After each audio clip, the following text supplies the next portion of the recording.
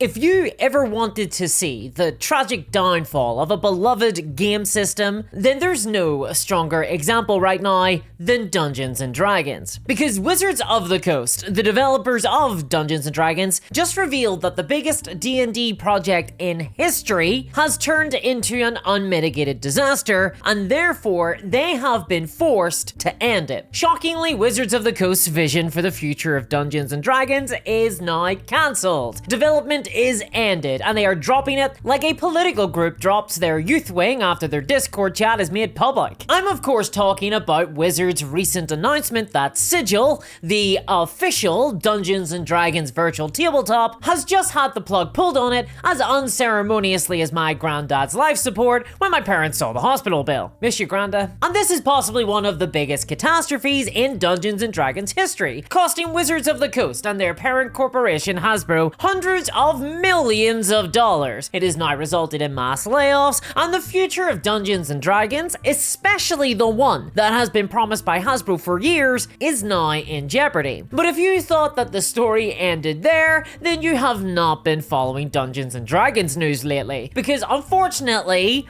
this story gets worse. Right after the announcement that Sigil is being cancelled, there was another secret reveal that came out of Hasbro's highest executive echelons, and it's genuinely, categorically, unbelievable. But it's happening, and here's why it's so crazy. And I know what you're going to say. Discourse, where do you get off? Because I often get the same questions over and over again. Although, to be honest, the question I get most of the time is, what the hell is that awful accent? And well, today I can answer it. The reason I talk in the garbled speech of a swamp goblin is because I'm from Ireland. Or am I? Because this week I got to finally find out where I hail from by partnering with today's sponsor, MyHeritage, who are currently offering a special limited time only price of only 29 euros or dollars or pounds for a DNA kit. Now, all I had to do was order a DNA kit on the MyHeritage website using my link below, and then once it arrived, it literally took me a minute to complete the DNA test. You just swab the cheek and post it right back. Then MyHeritage get it into their lab, and they send back an email telling you all about your origin and ethnicities. And they even cover over 2,114 different regions and can even DNA match you with new relatives. How wild is that? So I just got my email back, and I'm really curious to find out whether or not my family are indeed from Ireland, or if I come from somewhere truly exotic like Texas. So let's have a look. Texas, Texas, Texas. Okay. Wrong way. That's a lot of Irish, actually. Bit of Scottish as well? Could be worse, could be English. Breton? Isn't that from Warhammer? Oh no, cancel it! Hey, but there you go. Well, sadly, no Texan. Surprisingly, a huge amount of Scottish, actually. Looks like the rumors about Auntie Doreen were true. Plus, MyHeritage even match you with extended family members and distant relatives using DNA matching. Scroll through here and it will show me every single person that I'm related to, including close members, extended family, and distant relatives all across the world. Wow. Okay, well, now that I know that I have a little bit of English in me, I'm really happy that MyHeritage has committed in its privacy policy to never sell or license genetic data. Now, no one will know my secret sham. Oh no. So you need to check this out yourself. You can find out who you're related to, and don't delay because MyHeritage is running a special promotion right now only for you watching this video. So simply click the link in the description below or scan the QR code and use the coupon code DUD. That's D-U-D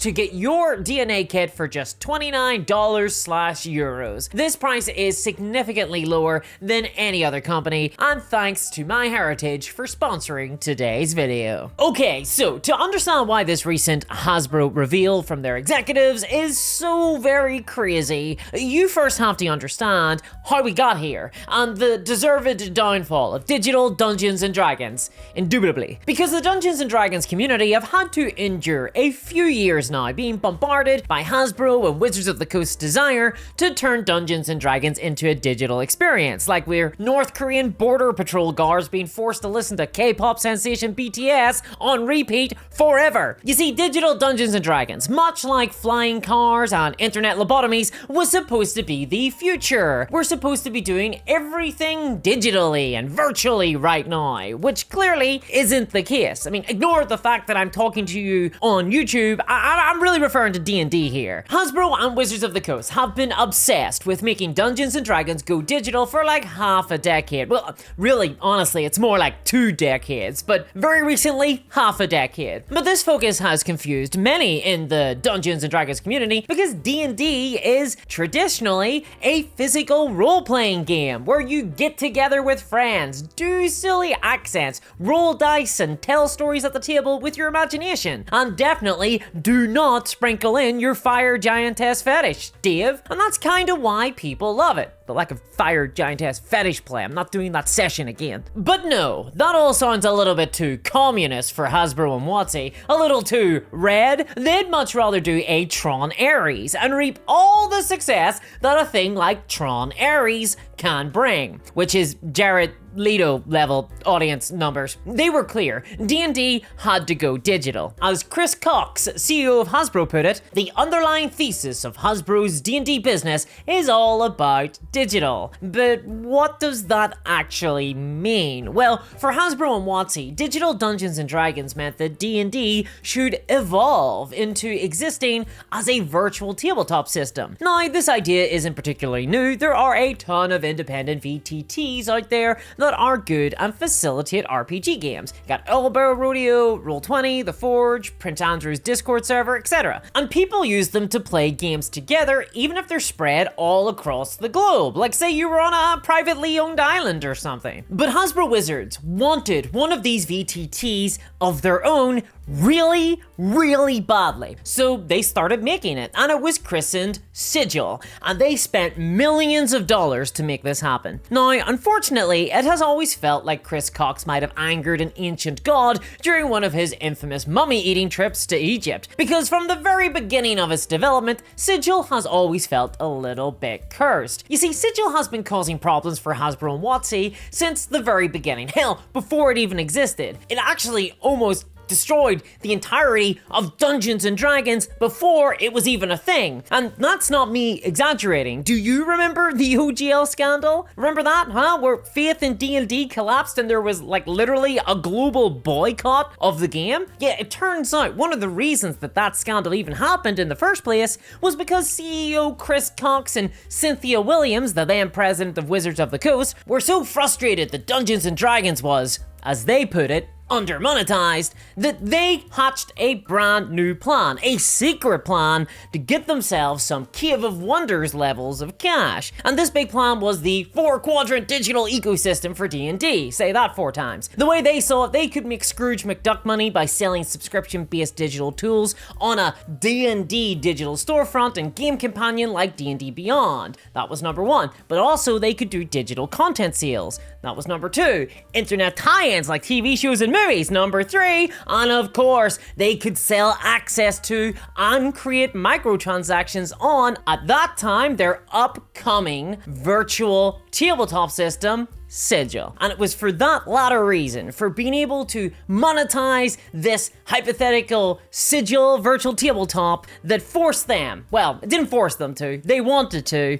change the terms of the Open Gaming License. This was the birth of Sigil. It was born in the unholy 4-quadrant digital ecosystem business model. And note for the Pope heads out there, that's 1 more quadrant than the Holy Trinity, so it was kind of sacrilegious too. Because for Dungeons and Dragons to truly go digital, Hasbro felt that they needed tighter control over the D&D IP, otherwise they couldn't monopolize digital distribution of Dungeons and Dragons content. And if they didn't monopolize it, well, you could just go anywhere else to play the game, because other companies like Drive-Thru RPG, DM's Guild, Roll20, and more were all already selling D&D content online and allowing people to create and sell content and homebrew on their websites digitally. And that was all thanks to the Open Gaming License for D&D that allows anyone to freely build, adventure, supplements, and importantly, virtual tabletop content for D&D and sell them anywhere. But Hasbro wanted to sell content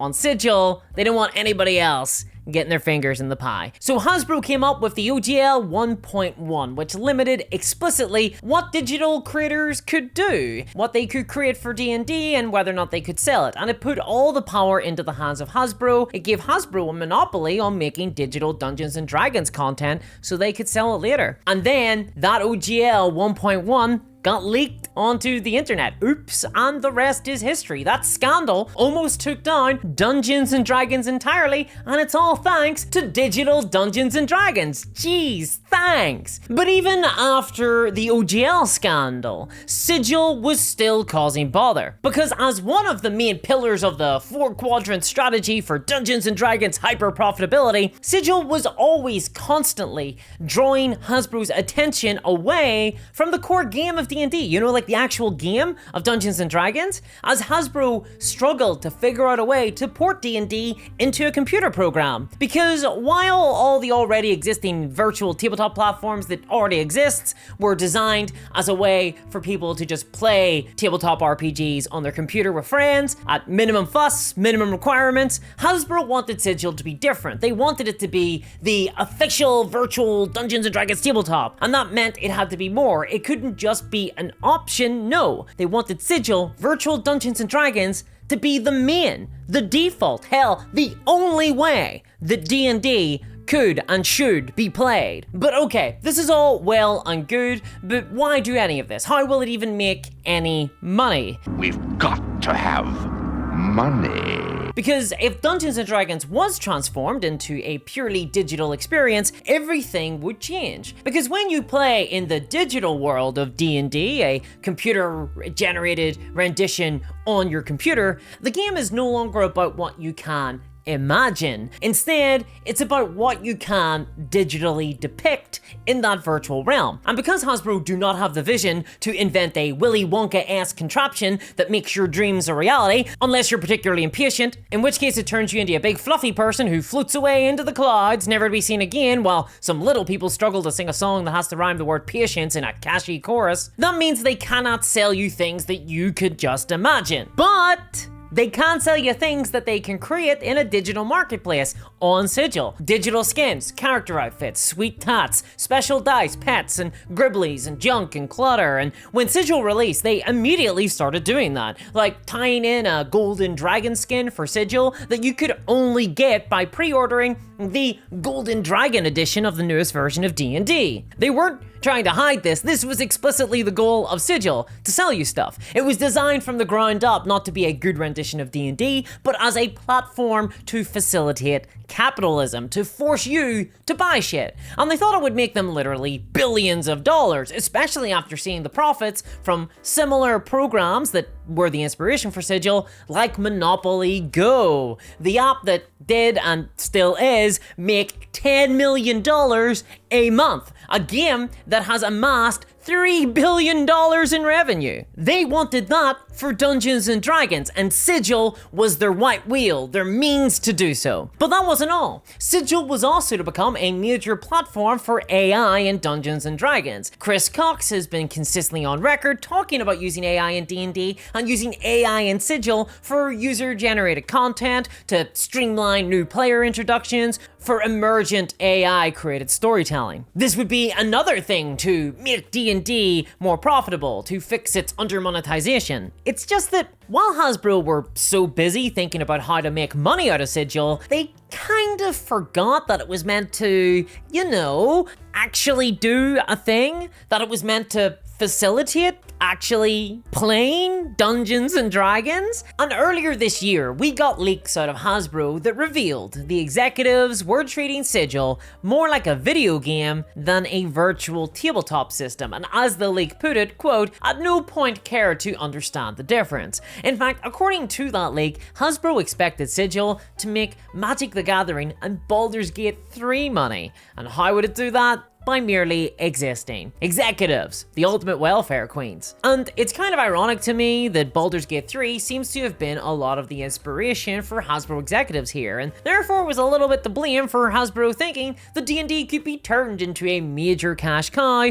via things like microtransactions. But it's funny because Baldur's Gate 3 was precisely amazing as a result of it being the opposite of everything that Sigil was. Baldur's Gate 3 made Dungeons and Dragons fun to play, it didn't rely on microtransactions, and it featured tons and tons of bestiality. And then when Sigil finally released this year, we got to see Under the Mask, and it all fell apart. It immediately bombed, no one wanted it, and it was a financial disaster from the get-go. This was truly Hasbro's nightmare, but for good reason. It shouldn't have been successful. There were tons of bizarre decisions in its making. For example, it was overly graphically intensive with cinematic graphics and filled with special effects. Or in other words, it was trying to emulate a video game. But bear in mind that when playing D&D, lots of people only have access to their phone or their tablet or extremely old laptops that they use to play Age of Empires 2 at their table. So for a virtual tabletop to be successful, you need to release a program that can be run on the computer equivalent of a potato. Sigil could not be run on a potato. It couldn't do the bare minimum. It was difficult to import characters from D&D Beyond. It was barely functional. It had zero content. The UI was messy. It was buggy. It was hard to build custom maps on. There was no modding or homebrew support. It required a D&D Beyond account to even access it. It was clearly designed to sell microtransactions,